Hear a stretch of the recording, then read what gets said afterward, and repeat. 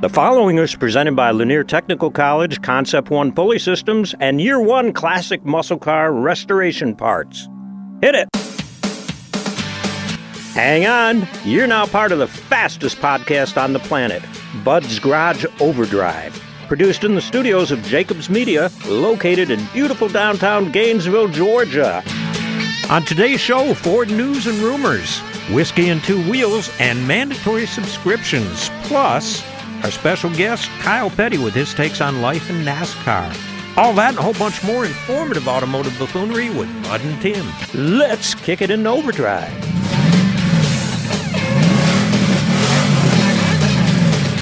Welcome in, folks. This is Bud Hughes, resident car nut, and Tim DePasquale, upholsterer to the stars. Tim, how you doing today? I'm great, Bud. How you doing? I'm excited. Oh, yeah? We got actually have a couple guests on the show today. Okay. The first one has been heard on one of our other podcasts. It's my son, Aaron. Mm-hmm. He is the general manager of the local Ford dealership. We're going to talk about some things, some products that are coming out from Ford. So it's not specific to the dealership.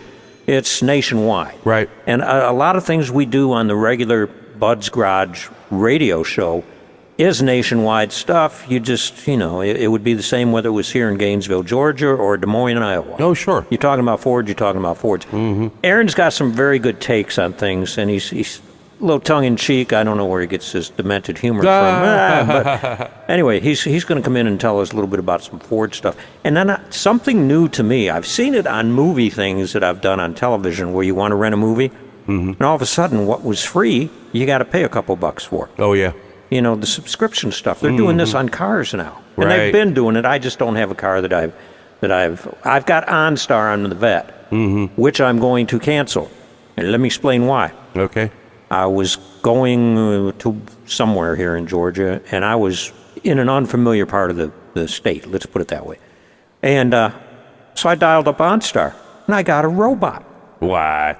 The best thing about that whole thing was you used to be able to talk to a person. A human being. Yeah. Yeah. Now I can't even get transferred to a human being. Oh, my goodness. So there we go again. Hello, you should not be in this neighborhood. Yeah, no, you no, need to wasn't turn left no, right now. No. Get out of there. No, what had happened, we were on 575, which I don't drive very often, and I could see that it was tied up for several miles. Right. All I wanted to do was get some help to get off. Mm-hmm. You should have called your buddy Doug Turnbull. Oh, well, actually, he was out of town. He was going to Texas to do a race there, so anyway. But I was just so aggravated when I got what can I help you with? And I knew it wasn't, And that's just me. I'm just saying. Have you ever paid $5,000 for a shot of whiskey? We're going to talk about that. Okay. And then our special guest is Kyle Petty. He's going to talk a little bit about his book that he released last year and just generalities about life. He's got a different perspective on it. And, it's just fun to visit with him. When we had him on the radio show, he scared the heck out of me because I remember introducing him, and then there was this huge pause.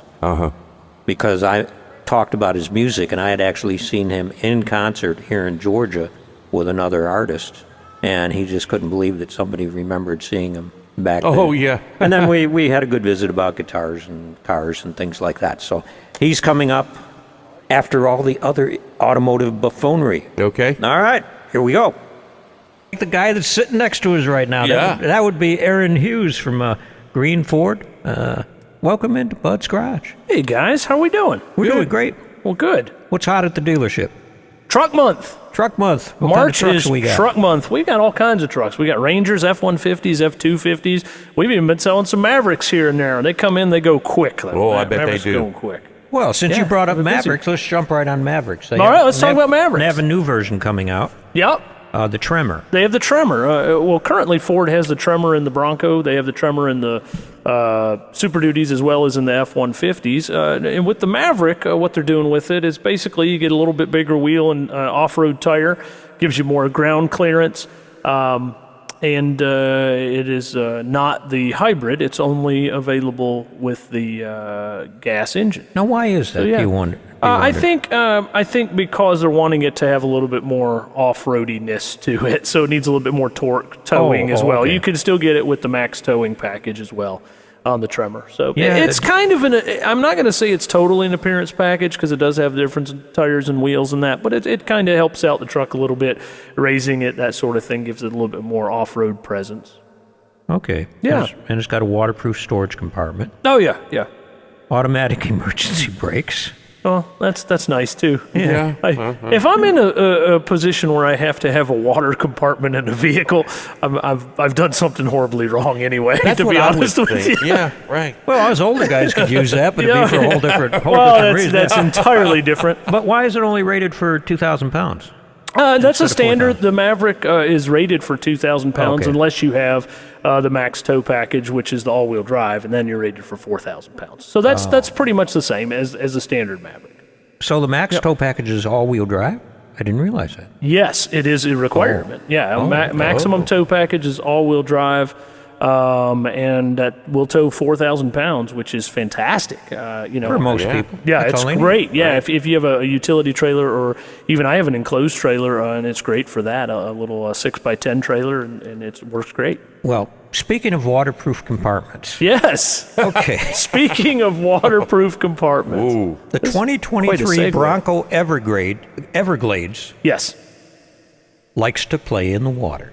It does. What Ford has done, you may have seen on the road some of these Bronco Raptors, which are just a beautiful vehicle. It's a really cool car. And they have come up with not only the Raptor, but they also have the Everglades. And the Everglades is it's made for more of a water type environment. So you're dealing with the snorkel. So it's not just so it's got an engine snorkel. It has some additional venting and that sort of thing. Obviously the doors are removable on all the Broncos. It is the Sasquatch package, so it's got the bigger tires lifted, and it's made for getting muddy. I just got a, this is a dumb question, I guess. 35-inch tire, okay? Yeah, 35-inch tire is swell.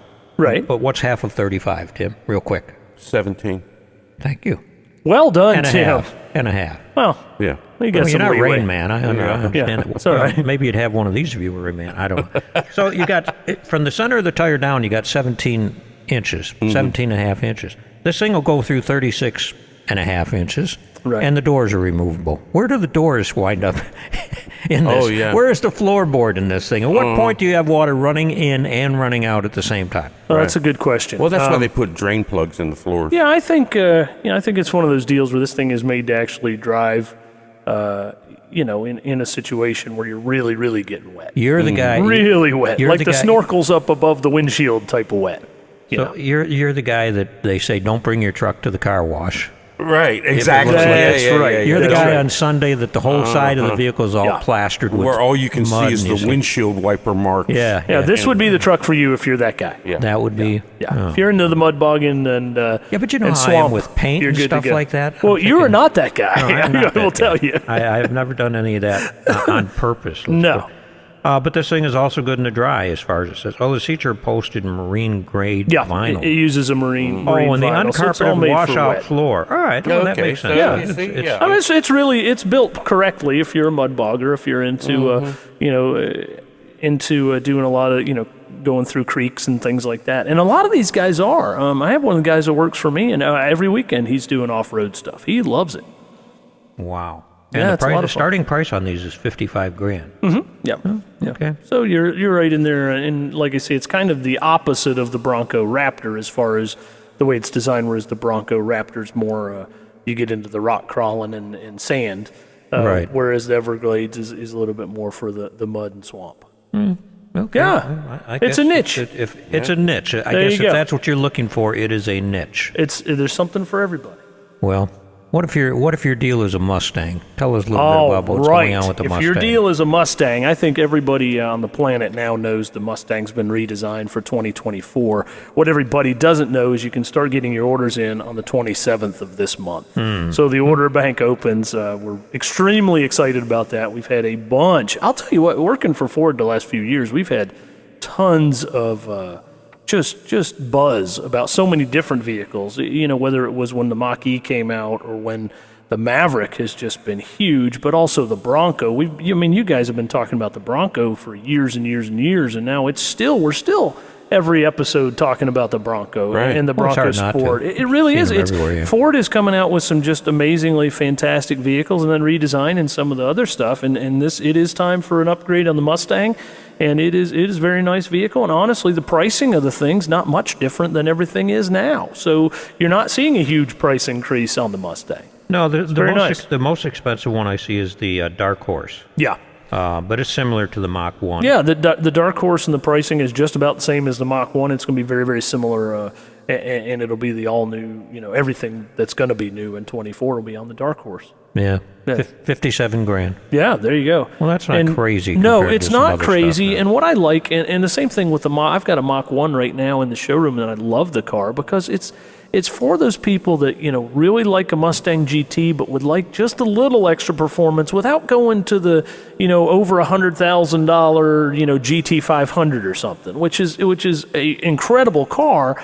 But you can really drive the Mach 1 on the road. I mean, you still have a 5.0 engine. It's got a little extra performance, has better brakes, and a nicer interior, but it's still a fun car to drive, I got a bone to pick with Ford about this hand-painted stripe.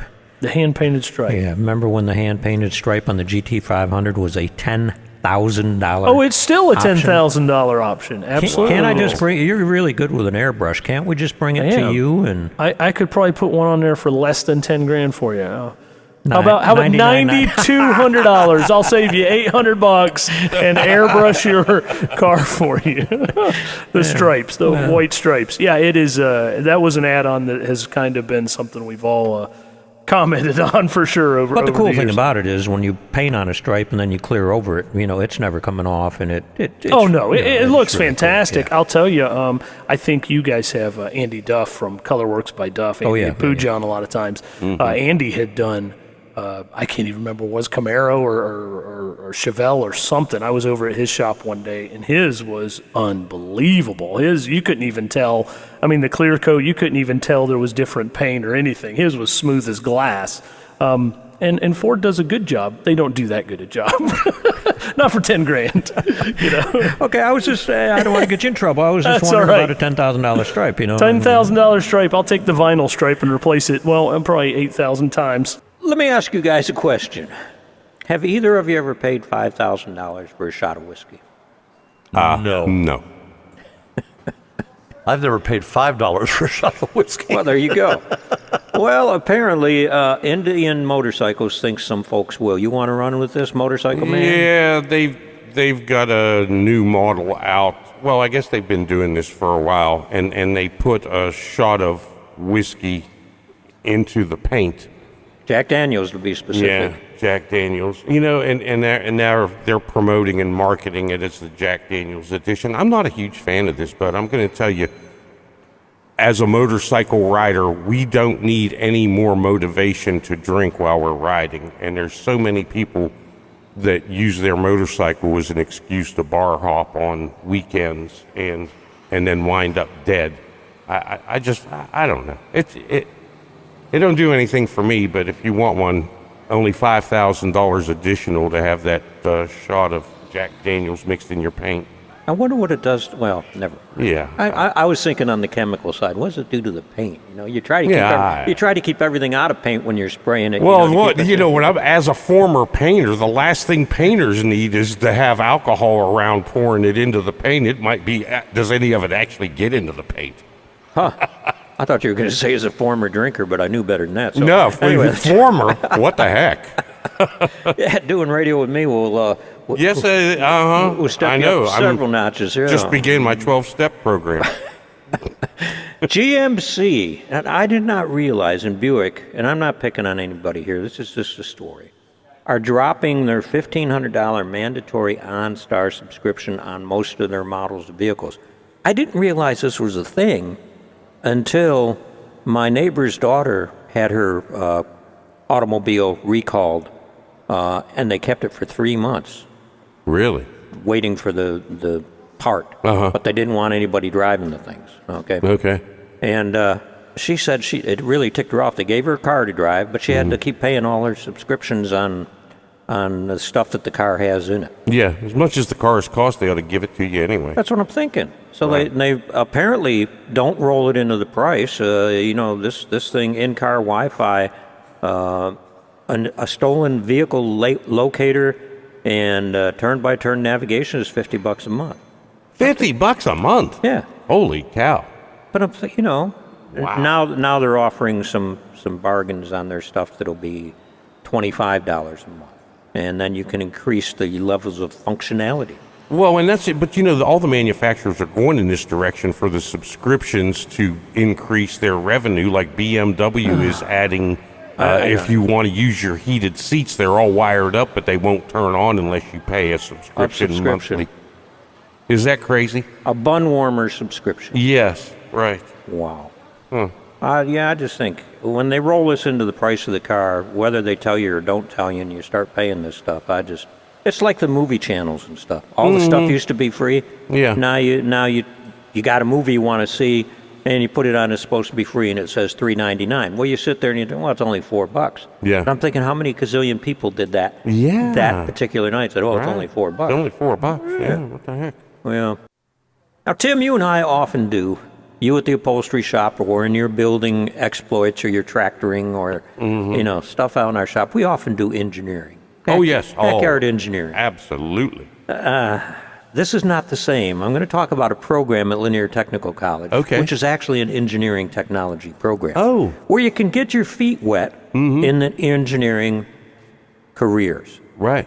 Be it mechanical, electrical, how the technology applies to industrial engineering, electrical engineering, mechanical engineering. You think that would help us? It's an overall view of things. No, I don't think we'd last 10 minutes in the class. As soon as I got to the math portion, I'd be I'd be out of there. But that's not what this is about. No. This is about applying engineering techniques to on-the-job work sites. So they give you a well-rounded, if you will, look at what engineering actually involves in the building industry, the plant operations industry. Yep. Out in the real world. Right. So it stresses laboratory stuff because you need to know how certain things work and how different tools work. Oh, yeah. But a lot of it is combined with some opportunities here in the community or whatever community you're in that can be applied, and you can further your education by going on and getting more training. Yeah. But this is a cool thing about technical schools. They give you a chance to explore topics and careers before you sign up for 4 years of it. Right. And you can get an engineering technology degree. You can get a certificate in engineering technology basics, which would allow you to go to work for a company and do some OJT, and engineering technology fundamental certificates. So these are places where you can go and maybe go to a construction place or somebody that's a manufacturer and say, look, I know a little bit about the engineering. Could I get into your program? Right. What else do I need? And you can get this at Linear Technical College. Again, we got to stress this is something you can put in your back pocket and take it to anywhere in the country. Absolutely. You can reach out to Jody Brookshire or John Dunbar, or just go to lineartech.edu, click on Engineering Technology Program, and find out what's going on, because very few things happen nowadays without an engineer. Yeah, you got that right. So, Linear Technical College, 5 locations here in Georgia, and they welcome folks from out of state, out of country, whatever it may be. They have all sorts of financial programs for you. And, of course, if you live here in Georgia, you've got the Hope Grant, the Hope Scholarship, and that all applies, and many other things. Check them out, lineartech.edu. Kyle Petty, welcome into Bud's Garage Overdrive. Hey, Kyle. How's it going, man? Thanks for having me. Well, we've got a bunch of questions here. We aren't going to get to them all, but let's plug away at it first of all. I wanted to ask you, since the book was released, you now have a new son. Oh, yes. Yes. I'm third son. Devon Isley, how's he doing? Doing great. He is 3 months old, so I have a 4-year-old, a 2-year-old, and a 3-month-old, and 3 little boys. They're all named after my family and my wife Morgan, her family, their surnames and from maternal grandparents and paternal grandparents. So it's pretty cool, man. It's really pretty cool to see these kids and to be a part of that. So I'm excited. I'm just living the dream again, man. It's doing it all over again. So it's been a lot of fun. That's cool. Hey, Kyle, so you recently published a book named Swerve or Die. How has the book been received, and what are the sales to date? You know what? That's a great question. And I'm gonna be totally honest with you. When we put this thing out there, you know, we were a national bestseller on the independent books and Amazon and a lot of places. I mean, this thing just took off. And within the first week, and I hope you guys can appreciate this and understand this. Within the first week, in the first few days, to be honest with you, I got emails and text from Mark Martin and Ray Evernham and Clay Campbell, whose granddad Clay Earl built Martinsville Speedway, and who Clay ran. You know, he ran there forever, ran the Speedway forever. God, man, from so many, Joey Logano, from so many different drivers and crew members that I had worked with, that I looked at Morgan and I told her, I said, I don't care if it sells another book. I'm not even keeping up with it, because this is as good as it gets.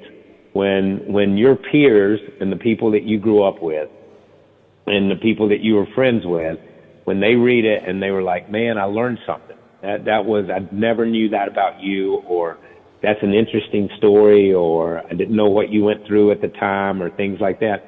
Then for me, then that was cool. You know what I mean? That was just a cool thing.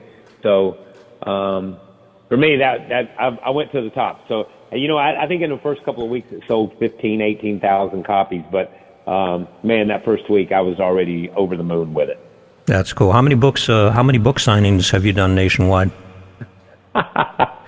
Every time I go to the racetrack, I do them. So that's been wherever it's been since August, man. Everywhere we've been since August. Was in Charlotte this weekend, you know, Talladega, Birmingham, Dallas, golly, man, Richmond, just everywhere. And I still got Martinsville, Vegas, Homestead, Phoenix, so all those. And then, you know, I've done a lot through the Southeast down. Sure. And everywhere I go, it's this thing. Everywhere I go, I traveled to Daytona, and I wasn't racing at Daytona, or wasn't doing the race down there.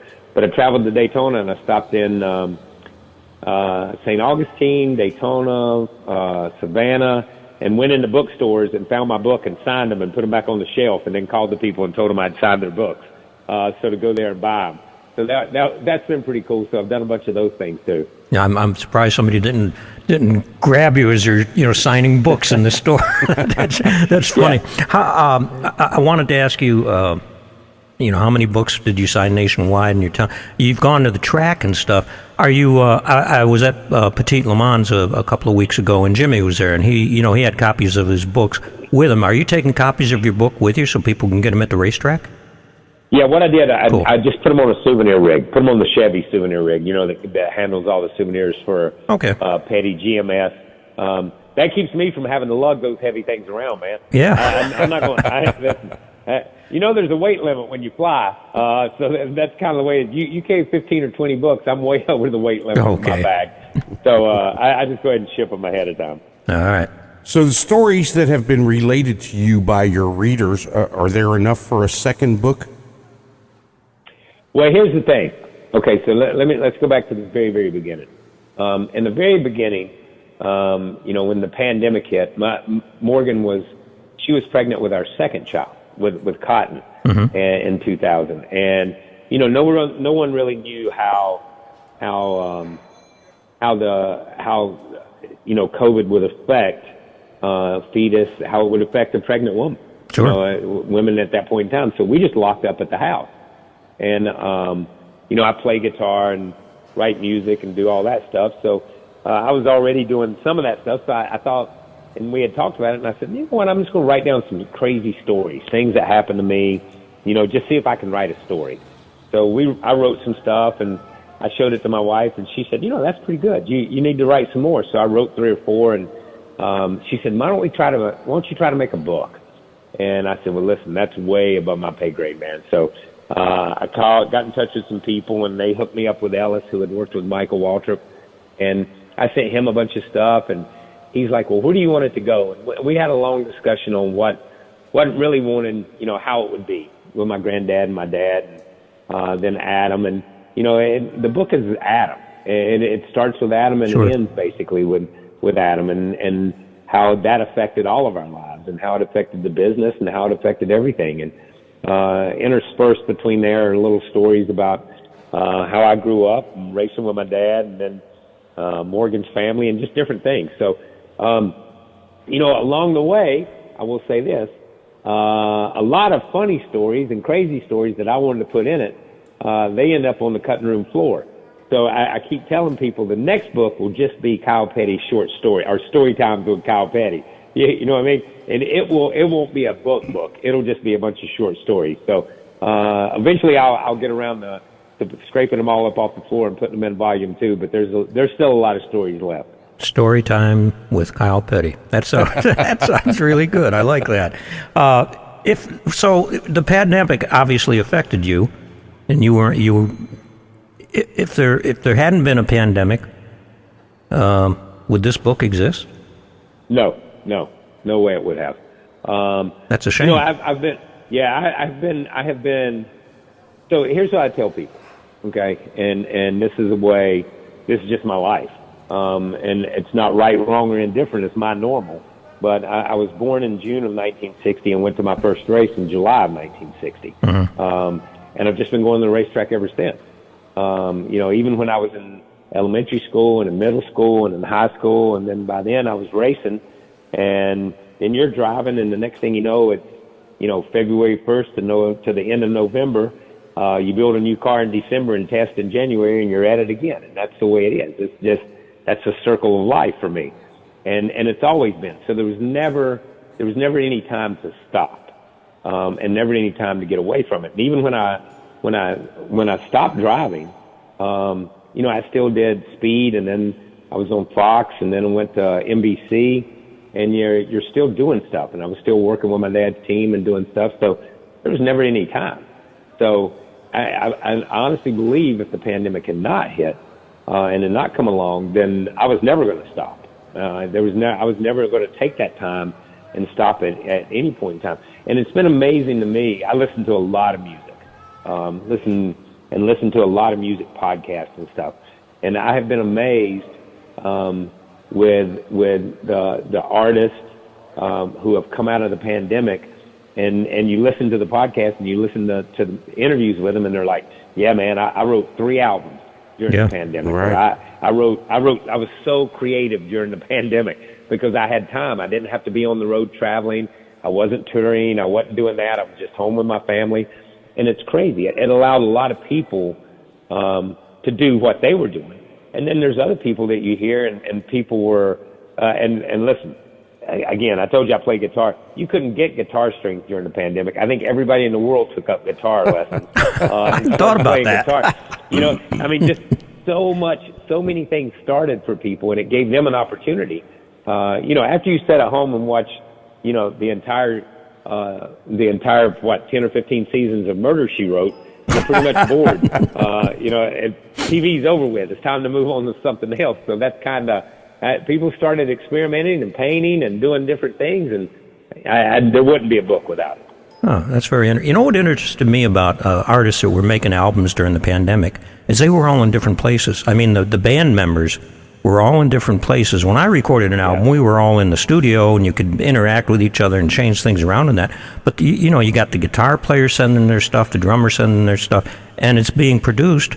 And it makes you realize that stuff can actually be done that way instead of everybody having to get together, disrupting family life and whatever, and until you go on the road.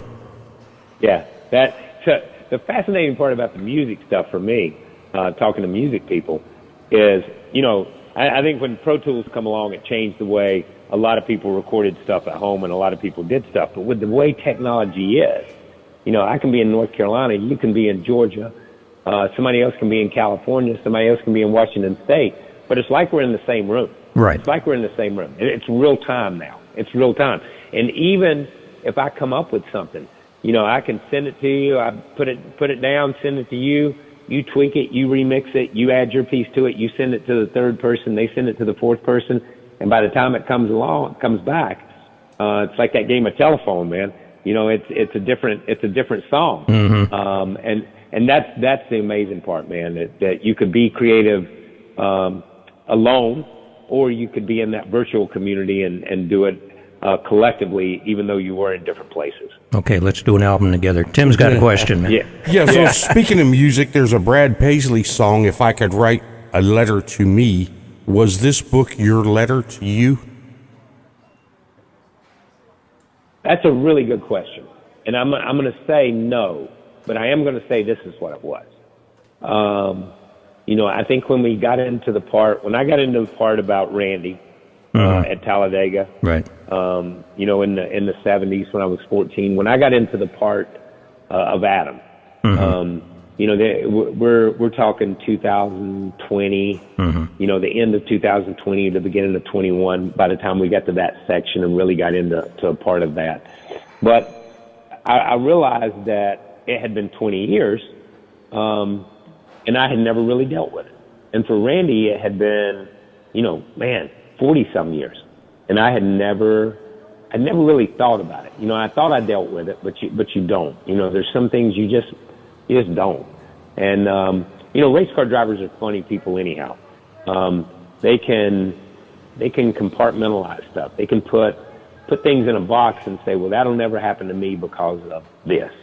Or that happened to him because of this. And that's your answer. It's a definitive answer. You put a lid on the box and you never go back and question it. And for me, there's a lot of things that I had never dealt with Adam's accident. So going back and walking down that long hallway and opening that box was incredibly painful. So I won't say it was a letter to me, but it was an opportunity to heal. And I think that's what the book is for me as much as anything. It was an opportunity to really look at it, and to look at it from different sides, to look at it from my side and from my family's side and from our Austin and Montgomery Lee's side, and just from different areas, and see it in its entirety instead of just a little piece of it. So it was more that than it was anything else.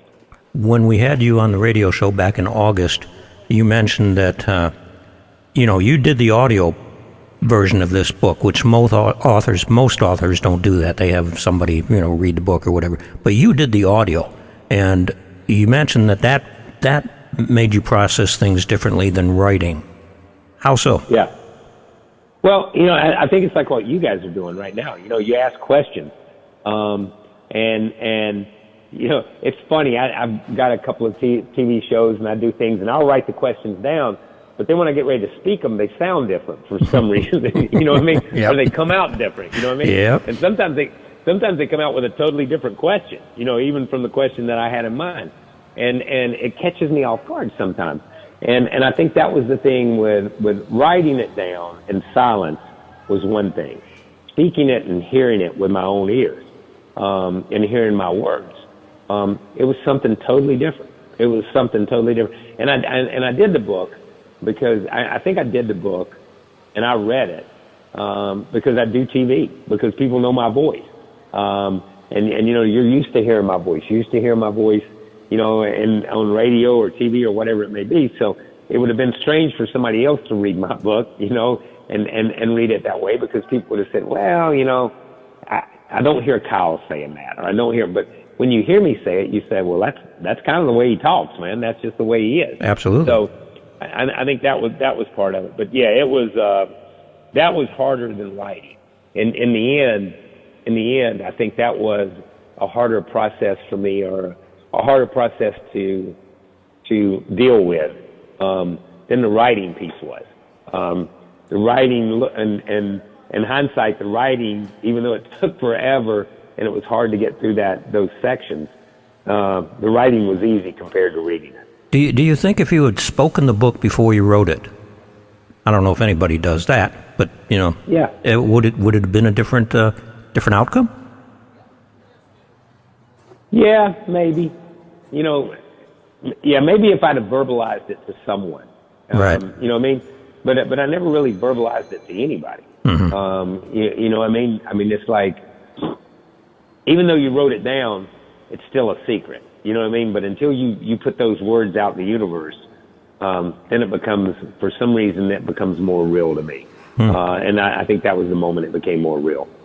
Well, interesting. Well, racing was a living, you know, and then a family business, then a big business, then entertainment, and all of the above.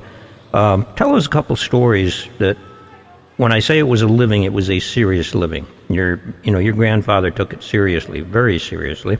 Tell us about his first 500 win. Yeah, you know, here's my grandfather. My grandfather, it was a living. And I tell people, it's funny, I gave a speech last night. I was doing some stuff. And I use that in part of my speech on how, and I've said this before, you know, you could set my granddad, you could set myself down. You could set my granddad, my dad, myself, and Adam, put us in 4 separate rooms. And you two guys could go from room to room and ask us all the same 5 questions, you know, and when you got through, you would look at each other and you would say, those 4 guys don't even know each other. They're not related. They look at life different. Everything is just different. Right. You know, and I know that sounds bizarre, but it's true. My granddad was the first, and listen, the very first NASCAR driver, who, that's all he did, was drive a race car. Right. Drive a race car. 1949, when he ran that first race at Charlotte, and even though he wrecked, and he came back and he run a few races, he and my grandmother sat down, and he realized that if he did certain things, that he could make a living doing this. Right. It wasn't just going to be a side hustle. He could make a living doing this. So they committed to being in the racing business. And that's what he was. From the end of 1949 until he passed away, he was in the racing business. But he was the first guy. Other guys like Buck Baker and, you know, the Flocks and all those guys, they had other businesses. They did other things. They just showed up on a Friday, Saturday, Sunday, or a weeknight and got in a car and got in somebody's car and drove it. And then they went back to work the next day. My granddad went back to work on a race car the next day. Right. That was his job. So he did it for one reason, and I tell people, one reason and one reason only. Just to make a buck, to put food on the table. And that was the big deal of winning that Daytona 500. You know, that thing paid $20-some thousand. Right. To win. And, you know, and they came to the line there, and it was him and Beauchamp and Weatherly, and Joe was a lap down. Weatherly was a lap down, but it was a photo finish. And T. Taylor Warren had taken the picture, but they didn't get it to NASCAR headquarters for a couple of days. And remember, this is photography where you have to take the film out of the camera, Right.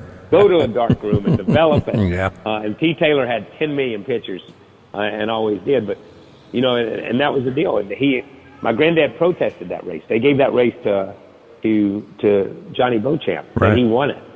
And it was funny. I tell the story. My granddad, he kept talking to Bill, and Bill kept saying, "You didn't win," you know. And then finally, Bill called him on Tuesday or Wednesday and said, "Lee, you're right. You won the race." And said, "But I got bad news." He said, "The trophy and Johnny have already gone back to Iowa." And my granddad said, "I really don't give a rat's rear end about that trophy, but I'll be by in 15 minutes to pick up my check." And that was the way it was. Yeah. He went by and got his check, and he didn't care about the trophy. You know, that's like winning the first Super Bowl and not really caring about anything but just getting the money and going home. Yeah. You know what I mean? Okay. Don't worry about the trophy. Don't worry about anything else.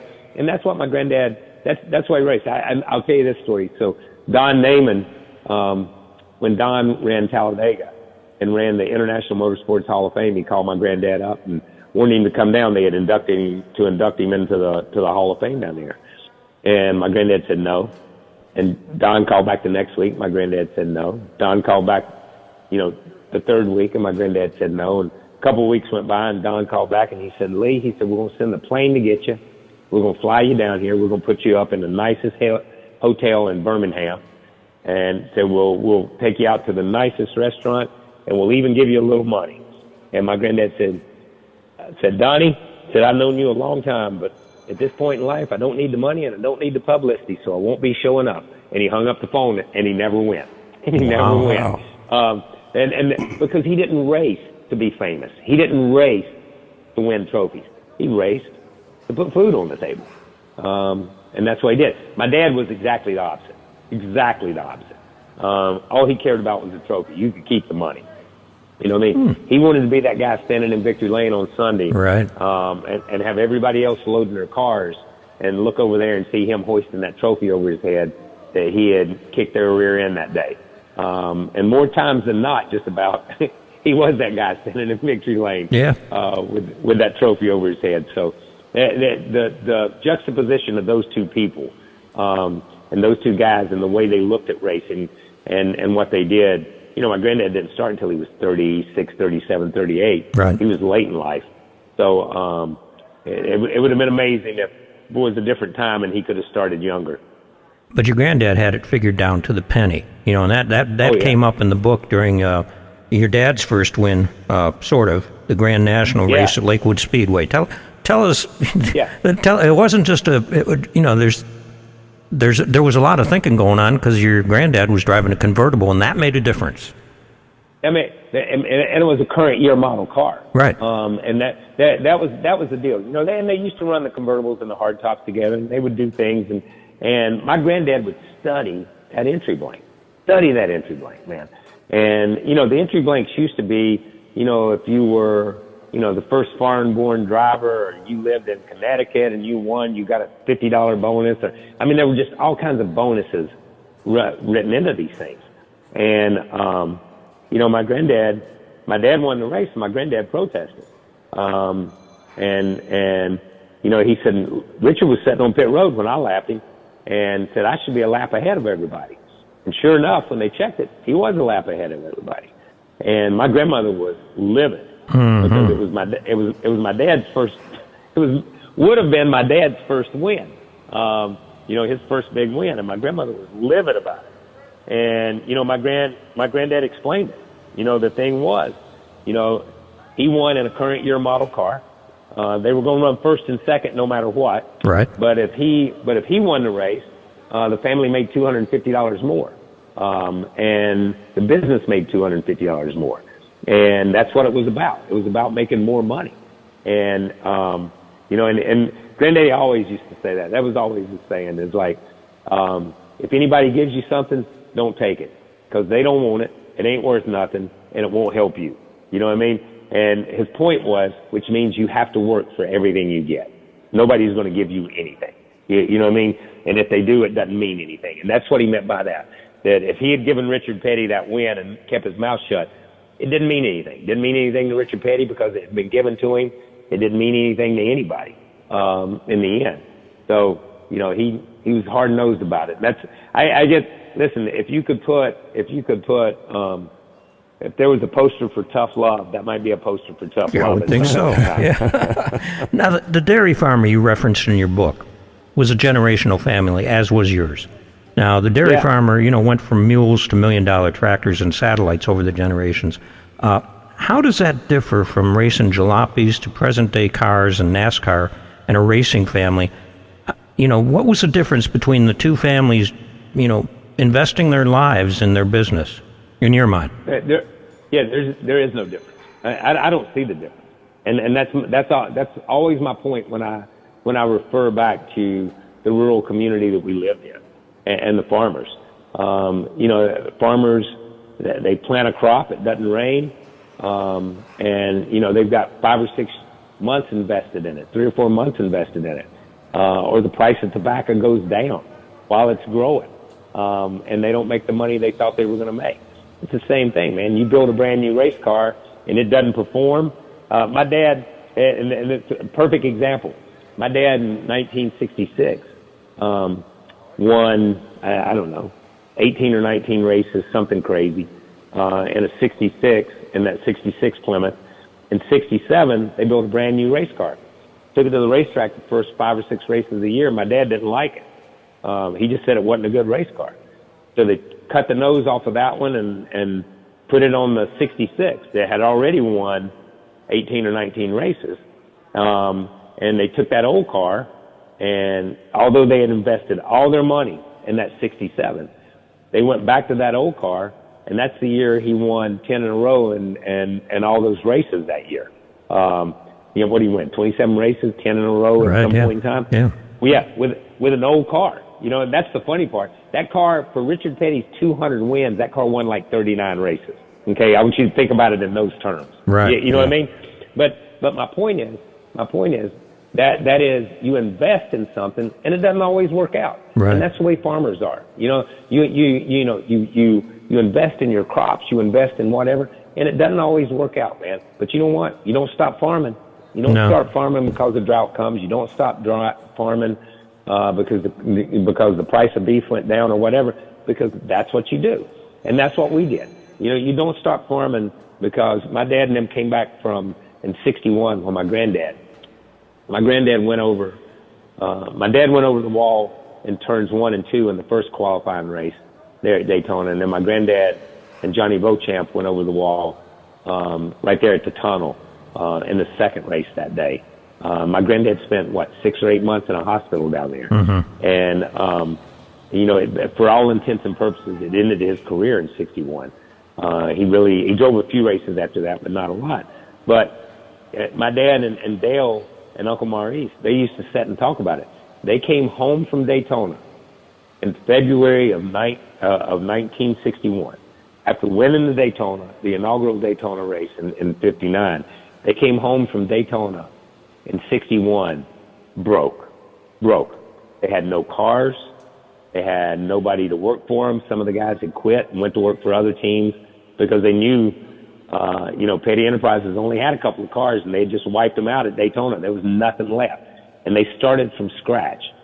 The week after Daytona in 1961. 3 kids that were basically 22, 23, 24.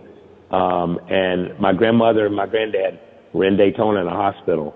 And those three people built Petty Enterprises back.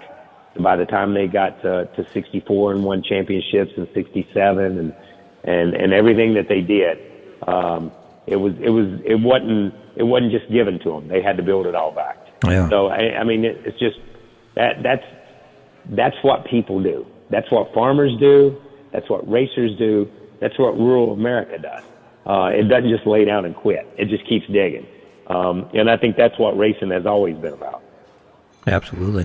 Your first ARCA win paid $4,100, $4,150, I think is what you wrote in the book. What did Adam's first ARCA win pay? Do you remember? So interesting story. When we were doing the book, Ellis had a penchant for numbers. He always wanted to put numbers in there because he said people like to know how much money was won or how many laps down you were and stuff. It was from 79 to 41 years later. Right. That was the first time I'd ever known how much money that race paid. I had no idea. All I knew was I got a trophy when I pulled in victory lane. And honestly, I never knew. I couldn't tell you a single race I ever won that I knew how much money I made because that's just not the deal. And there's no telling. I don't know how much that ARCA race paid in Charlotte. I do know that after everything that's happened in life, and it's like I've said in the book with Adam and the go-kart trophies and Sure. the $15 Right. is. The trophy from that ARCA race for Adam and for myself are priceless. Sure. And then that's what they are. So it doesn't. The money's long gone. I used to tell people that all the time. People would say, "Man, your dad did this, and your dad won that, and he was the first guy to $1 million, and he won $100,000 doing this." And I'm like, "Listen, come to my house, walk through there. You won't see a single check on the wall, but you see a lot of trophies in the case." That money gets spent, man, but those trophies last a long time. Yeah, that's true. The difference, what I was getting at when I was putting the questions together was, and it doesn't really matter now that you've explained that. I remember the part of you in explaining to Adam what the go-kart cost to race. Was that explanation even pertinent with the ARCA race? Did it matter anymore? No, it didn't matter then. Listen, here's what I tell people too. Listen, Jim France and I were talking about this the other day, and because he knows, even though they preach this line and we hear it all the time, cost saving and racing should never be mentioned in the same sentence because it's never going to happen. It's never going to happen, dude. You know what I mean? I am going to spend. If you are a racer, you spend every dime you have to get that car to go faster. Yeah. You spend every dime. And listen, I don't care if you got $100, that's what you're going to spend. If you got $1,000, that's what you're going to spend, man. That's just the way it is. And, that it's funny how that is. Yeah. We had got to the point by then that he knew that what we spent and what we took in was always going to be way upside down. You just had to enjoy the moments when you did get a little bit of a recoup on your dollar. Okay, from high school band saxophone man to country music guitar player and singer, how the heck did that happen? I have no idea, dude. That's a great question. I tell people. So here's what happened. So and again in the book I write about that. So honestly, the first two guys I ever saw play a guitar was Bill Frazier, who was a preacher at the racetrack when I was a kid, and Marty Robbins, and Marty from the late '60s and on into the early '70s. He'd come and he'd run some races. Sure. And sometimes he'd sit around the Ramadian pool or just kind of hang out in the lobby and play guitar. And I had seen people play guitar on TV. But I'd never seen anybody in person, man, until I saw those two. And I knew that's what someday I was going to play. I might not ever be any good at it, but I was going to play. So I played guitar, and then they started a band program at school. We didn't have a band program, and we were the first grade. When I was in the 7th grade, we were the first class that started band. And then it was the 7th grade. Then the next year it was the 7th and 8th grade. Then the year after that it was the 7th, 8th, and 9th grade. And we really, took the band program. And so I played the saxophone. My sister played a flute, and my middle sister played the trumpet. She came along later and she played the trumpet. My dad had played the trumpet in band. So, it was crazy. But I'd always played the guitar and never stopped playing.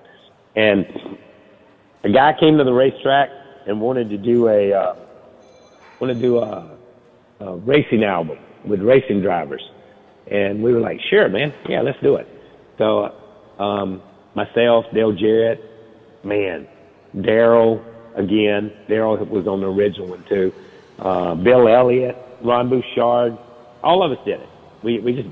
They gave us a song, we sang it, and that was it. And they said, okay, you got to go promote it. So, I was on my way to Riverside, and they asked me to stop through Nashville and be on a show. So I stopped in Nashville, went out to this show, sang my song, got back on a plane, went to Riverside. And it was crazy, man. It was Nashville Now. I didn't know it was Nashville Now on Ralph Emery. I didn't know that was a big show.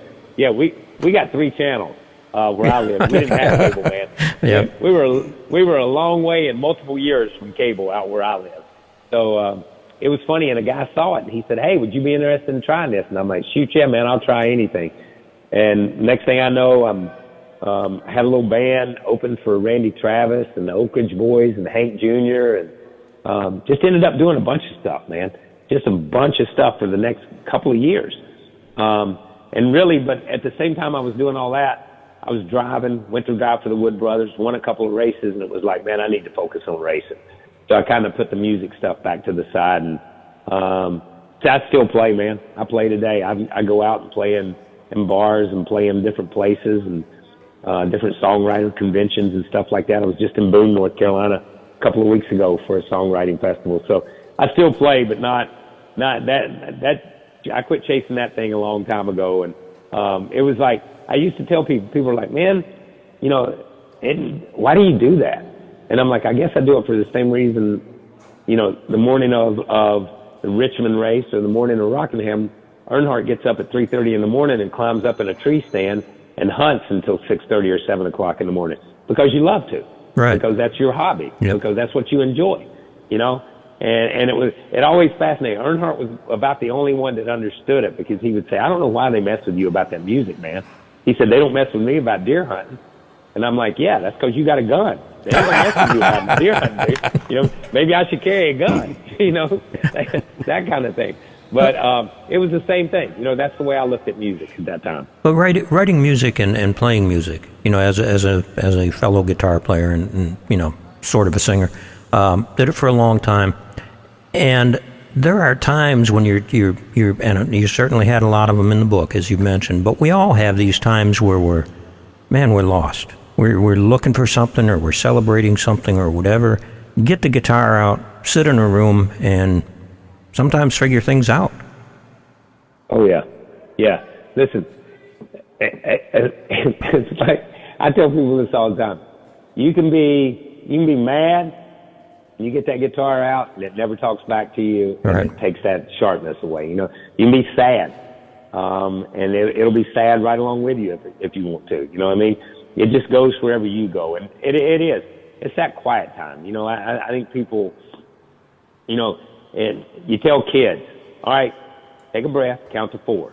Right. You know what I mean? Take a breath and count to 4, and then let's discuss it. And that's kind of the way the guitar always is. And music always has been for me. Is, you know, it's that time out.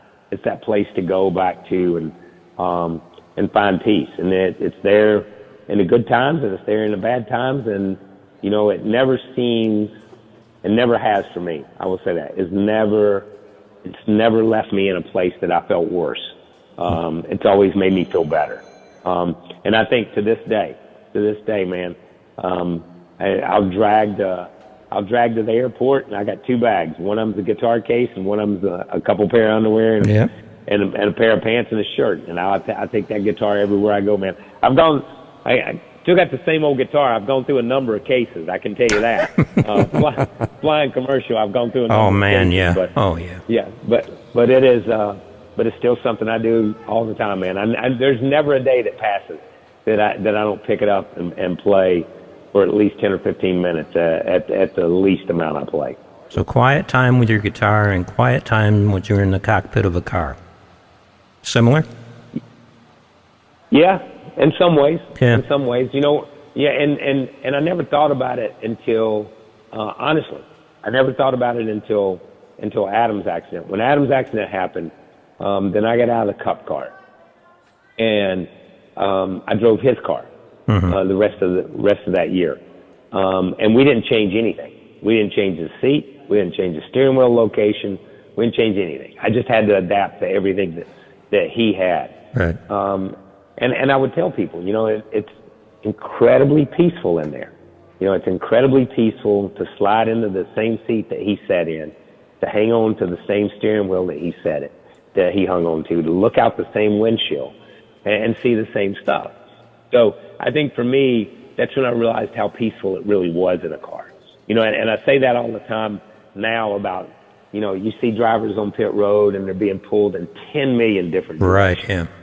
And you ask, and, you know, people are like, man, it's leading up to the 500. They got to be nervous. They got to be this. And you know what? They're not nervous. They're just antsy. But when they get in that car and they strap that helmet on, there's a calmness. There's something that just comes over you, because that's where you belong. That's where you feel like you were born to be. And that's where you want to be. So I think and knowing your place in the world and knowing your place in the universe is a good thing. And I think most race car drivers know that. And no matter how much they want to complain about things or look at things in different ways, they know that the greatest day of their life and the greatest time of their life is when they crawl through that window and they set in there. And they don't take that for granted. I don't know of a single driver, as many drivers as I've ever known, I don't know of a single driver who's ever taken that for granted.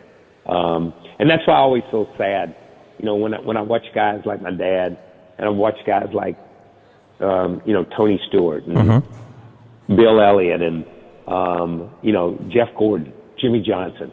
You know, when they finally sit down and they say, I'm not going to do this anymore. That's a sad day. That's a sad day for me, because I know where they're at, you know, and I know that and I tell people, when you're 4 or 5 years old and you dream of being a race car driver.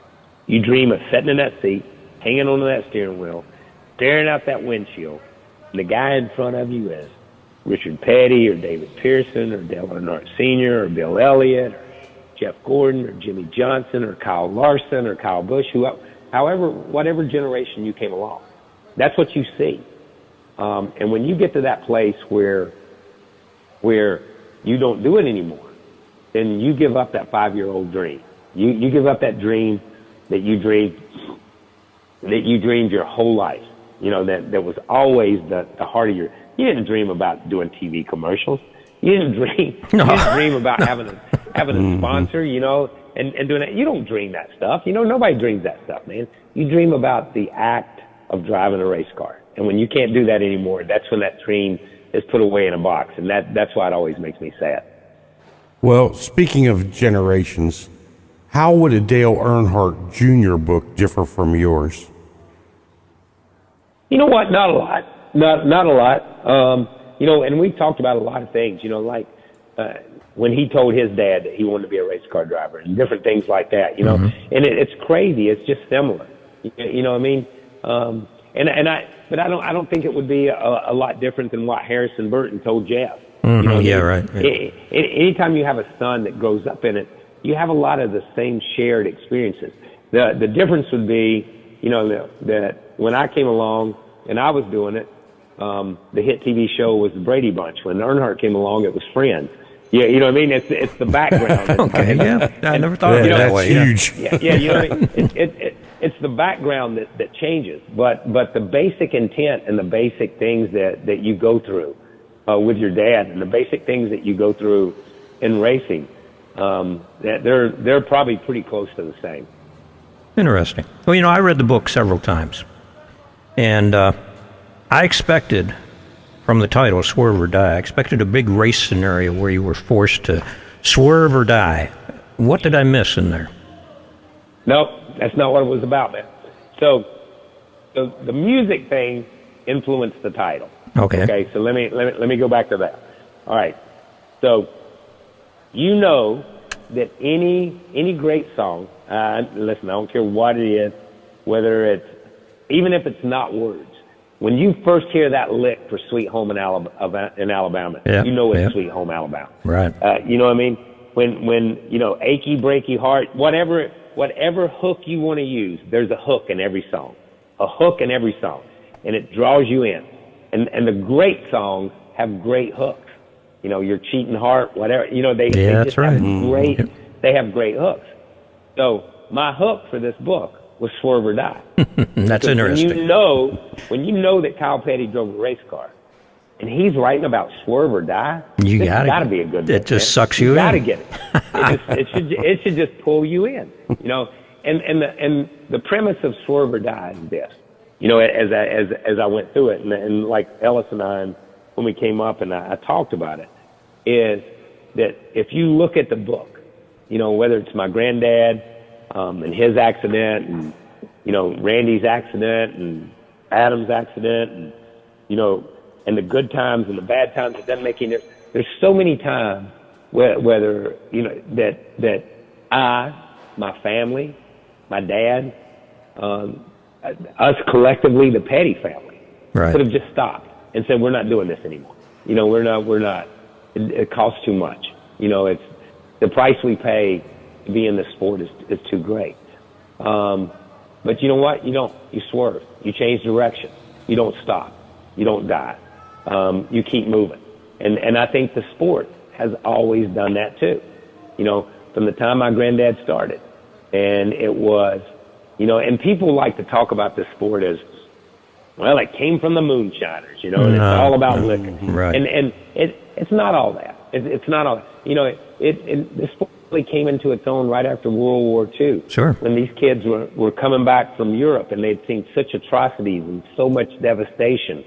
And you can't put a 19-year-old back on a farm in North Carolina when he's seen so much death and destruction in Europe. It changed his life. He can't unsee what he saw. So they needed a way to blow off steam, and you know, running fast cars was part of it. So everything kind of come together to form the sport in the beginning. But as the sport went through the 50s and into the 60s and the manufacturers got into it, boom, it swerves toward the manufacturers. And then when the manufacturers pull out, boom, the sport swerves over to R.J. Reynolds. And then when R.J. Reynolds TV comes in the late 70s, and it swerves in a different direction. This sport has always been, in simplistic terms, a chameleon. It can be whatever it needs to be at whatever given time to be relevant to that time. And I think it's evident today in the car that we have, the next gen car, trying to be relevant to what the car manufacturers and what the audience thinks a race car should be. The independent rear suspension, the rack and pinion steering, the sequential shift, so many things in this car, composite bodies, so many things in this car, just transfer to what other forms of racing and what people think this thing should be. So I think when you look at it, the sport has always done that. And by proxy, our family has always done that because we've had to move right along with it. So that's kind of where the title part comes from. Well, where can folks, talking about titles, where can folks get a copy of the book? You can get a copy of the book at Amazon, Books A Million. Books A Million has been great, man. Barnes & Noble, a lot of local bookstores, a lot of local book dealers are carrying it. Audible for audio or Apple podcast. You can go there. You can find it a lot of different places. And it's been good. Like I said before, I don't know what it's sold now. I probably need to check. I can find out on Wednesdays. Wednesdays are the only days I can find out on. Does he give you a trophy? No, I wish they would give me a trophy for something. I'm going to tell you my one trophy story. All I ever wanted was trophies. So my first cup race, I'm running fifth at Richmond, and Earnhardt and Darrell decide they're going to take each other out, and in the process, Rutland gets in it, and so does Jeff Bodine, and I'm running fifth.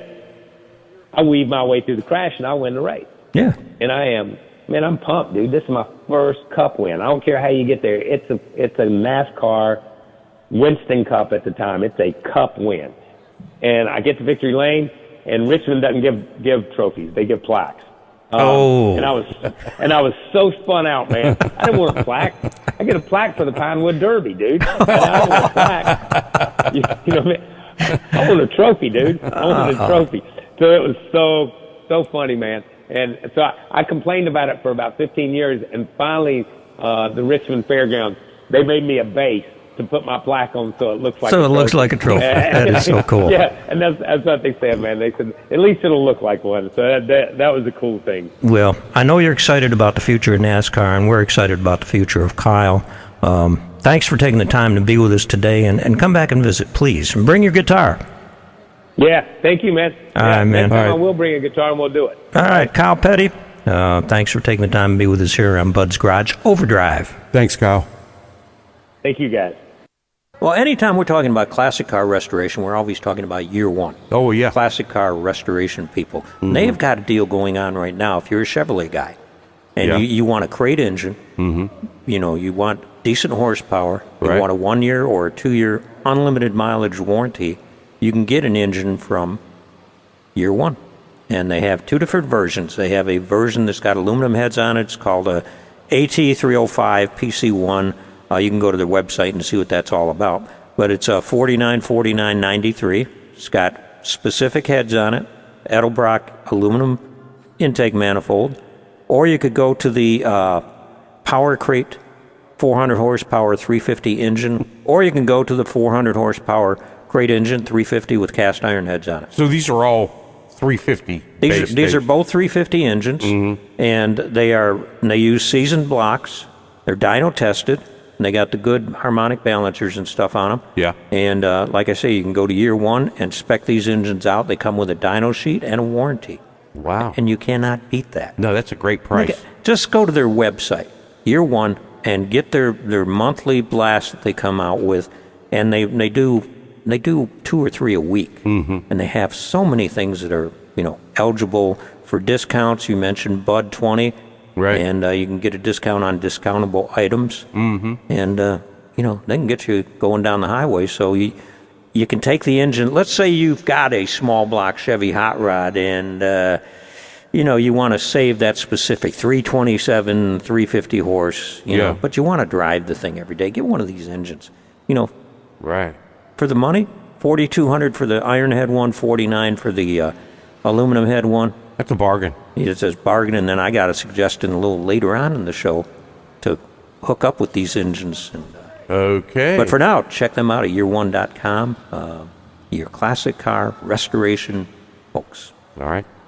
Perfect reaction times. So, as you can tell from the background, time for reaction time. Your reaction, Tim. What do you think of Wow, what an interview. incredible story that we might never have heard had it not been for the pandemic and the situation that it caused, which gave him pause to sit and write this book. Well, it gave him. There wasn't anything he could do. Like you said, he had a pregnant wife at home. Yeah. Didn't want to go out because we didn't know, how that would affect, an unborn child and all that. So they just stayed hunkered down, and no broadcasting to do, none of that, because he wasn't leaving the house. Right. Can't blame him. No. So I got to wondering. I hope, first of all, that we see a second book from the stories that wound up on the, as they say, on the editor's floor, like from a film or something like that. Right. Because I think it would have a different slant than the rest of the book has. The rest of the book is pretty historical. It's not. I've read other racing books where the author says, well, I go to this race such and such, and here's how it turned out, and it's kind of a mini explanation of the race. Right. And then they fast forward to another race, and it's, after a while, every race is kind of the same. Yeah. It's about the race, but this was about the family. Right. And it was about the times. And as he said, we a lot of folks attribute the moonshining to the racing thing, but it was before that.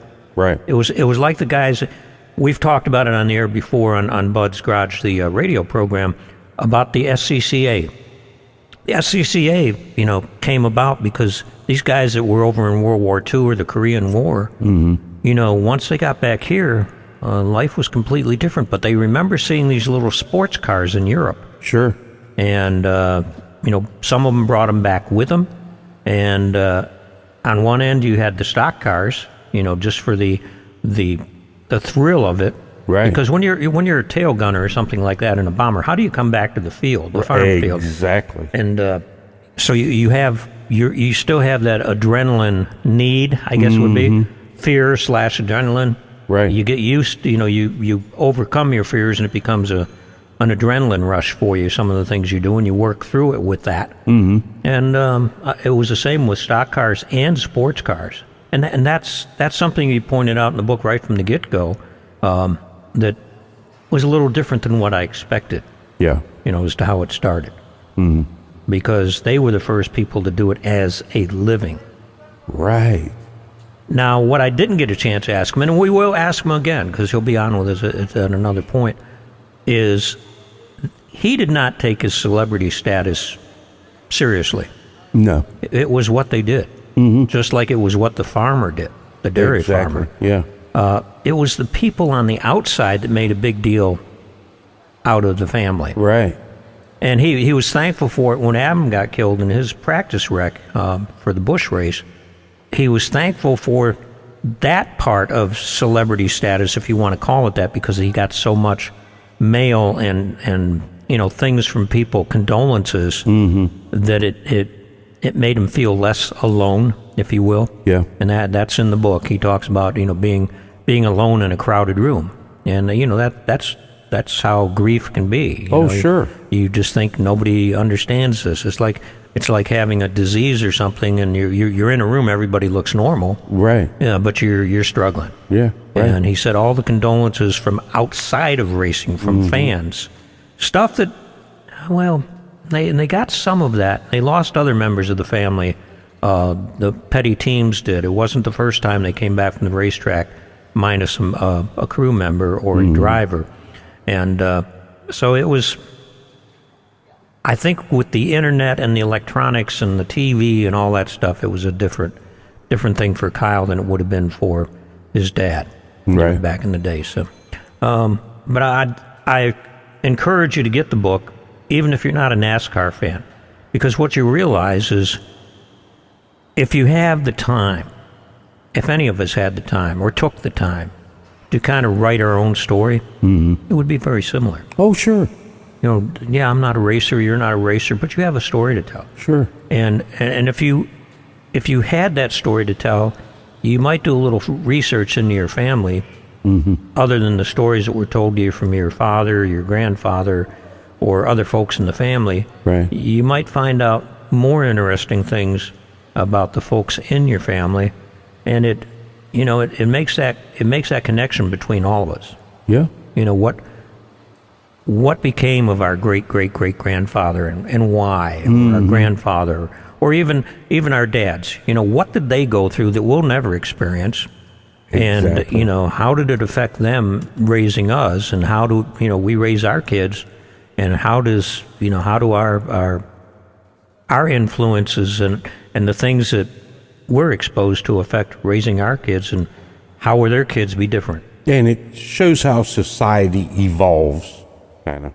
I don't know if either you or I have evolved a whole lot, but, No, you're probably right about that, bud. I mean, we're still knuckle dragging to some extent. Yeah, but, we are. But just look at the first race, being on the sand in Yeah. Daytona, and then what you have nowadays, this Right. massive speedway and stuff like that.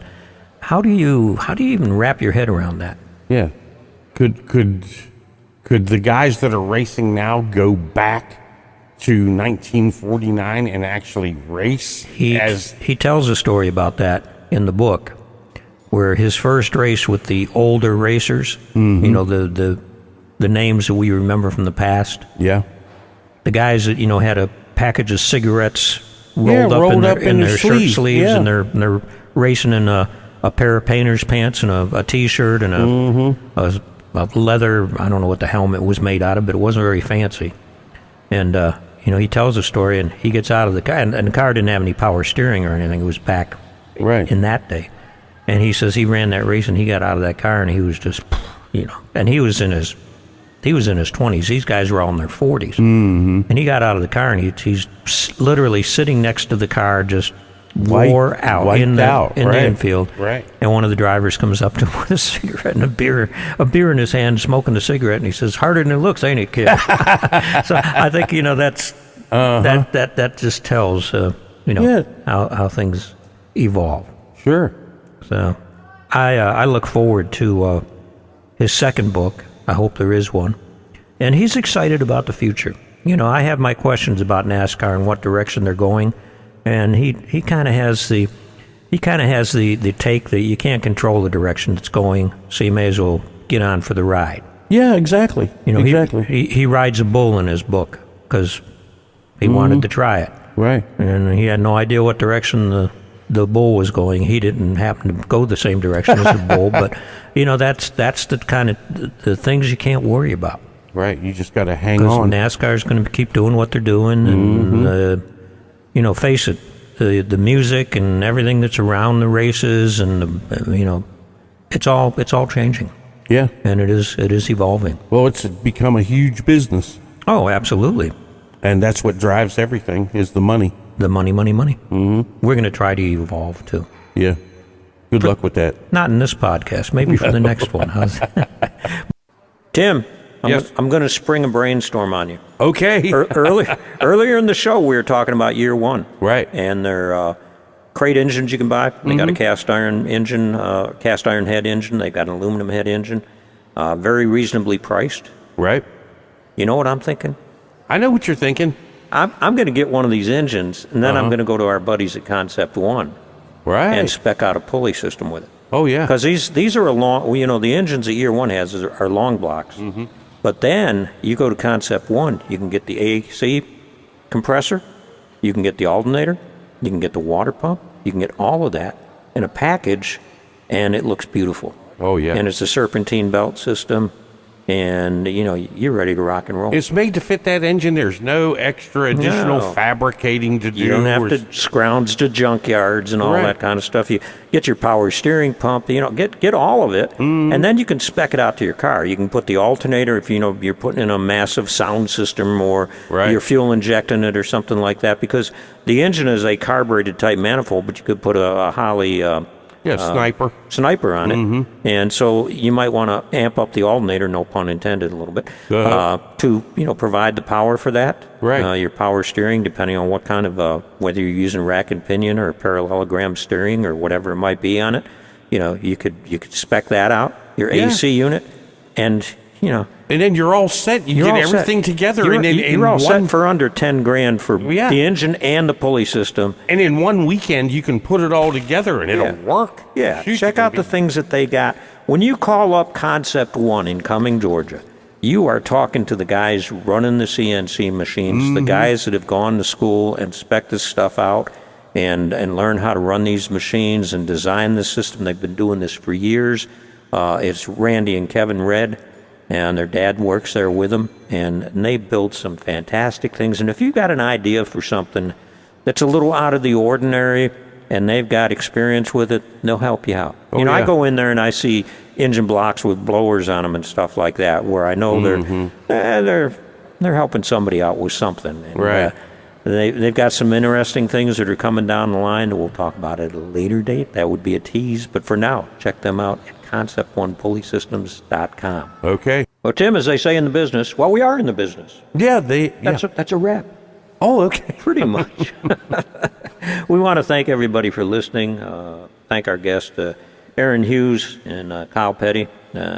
Great, both of them are great at what they do, and we're just happy to be in that circle of friends. Oh, yeah. They're at the very top of their game. Now, next week, we are going to go behind the scenes with a truck driver, not any old truck driver. No. But a truck driver for the IMSA series and many other road racing series. Local guy, his name is Reggie Murphy, and he is going to tell you how he got into this craziness and, what it's like being out there on the road and all the interesting people you meet. He's going to talk about other truck drivers, car enthusiasts, racers, musicians, all the cool things. And, he spent years and years on the road with these rigs, some of the prettiest rigs, by the way. Oh, yeah. Driving these trucks. So that'll be good fun. Also, we want to remind you of Bud's Garage, the radio program, which is on WDUN, AM 550 and FM 102.9. And you can also live stream it. It's on Saturdays at noon. And you can catch the podcast on any of your favorite podcast sites, like the one you're listening to this on. Yes. And we thank you for being part of Bud's Garage Overdrive. Remember to keep between the ditches, shiny side up. We will see you next week right here on your favorite podcast site. Bud's Garage Overdrive. That's a wrap. Okay.